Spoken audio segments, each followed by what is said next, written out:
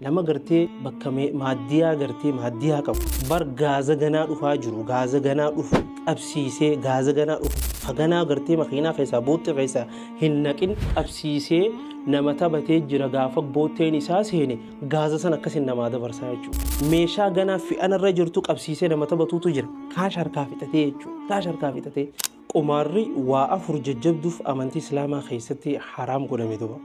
Ha tokkoffaati qabeenya karaa sirriidha maleetti gartee akka baaftu si godha.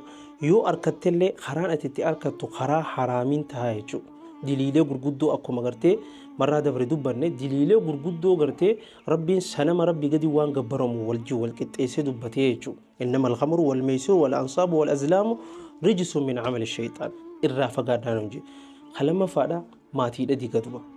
Yoo bultii jaarrattee maatii ka qabaattu taate dhage qabeenya kee guyyaa keessaa fixxee gurgurteeti akkasuma gartee maatii ta'e mana keessa jiran san yoo ati qabsiiftee hin taphanne maal jeenaan jee dirree dhawaa keessatti naman ani beeku hagartee mana gurgureen beeku baleessu biyya teenya keessatti dirree dhawaan ta'in adaamarraayis waan hin dhagahe nama gartee bakka maaddiyaa qabu bar gaaza ganaa dhufaa jiru gaaza ganaa dhufu qabsiisee gaaza ganaa dhufu haganaa gartee makiinaa keessaa boottee keessaa hin naqin qabsiisee nama taphatee jira gaafa bootteen isaa seene gaaza san akkasin namaa dabarsaa jechuudha.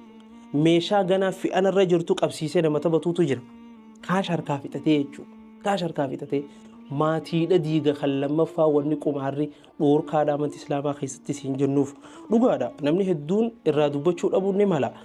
Garuu rakkoon shabaabni keenya keessa jirru qabatamaan yoo dhugaa walitti himne jenne rakkoo qumaaraati. Qumaara taphachuun maatii sirraa diigaan siin jee yoo bultii hin jaaratinis obboleeyyan kee wajjin akkitti jiraattu si dhibuu ta'a. Obboleeyyan kee kadhalaati kadhiiraa haa ta'u haadha abbaa keetuu wajjin jiraachuu si dhibuu ta'a yoo hin fuudhiin hin baana. Maaliif jennaan ati gartee hanquuftuu hin guutamne tokko ati hanquuftuu jalaan irruudha.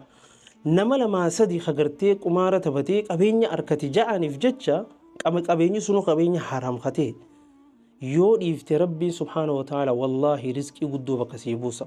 Mee atiin haraaraa sitti taate rabbi jecha dhiisi ilaali. Man taraka shay'an lillahi awwadahu Allahu khayran minhu. Wallaahi rabbumaa jecha qumaara dhiisiti ilaaliin siin jedhe. Sanbooda na kijibsiise yoo rabbiin rizqii biraa bakka biraatii siin baafne. Kan sadaffaadha amala kee balleessaa jira. Ofin agartuu malee yoo nama bira teessee moobaayila irraa ol jechuun beektuu bara. Namni si taazzabu jira bara. Yoo gaafa dhabde immoo nama kadhachaa jirtaa bara haalaa fi amala kee balleessaa jira bara qumaarri. Sadaffaa saniif dhoorkame. Akkasuma walitti bu'iinsa fida. Walitti bu'iinsa maaliif fida? Jibbaa fi walitti bu'iinsa fida duba.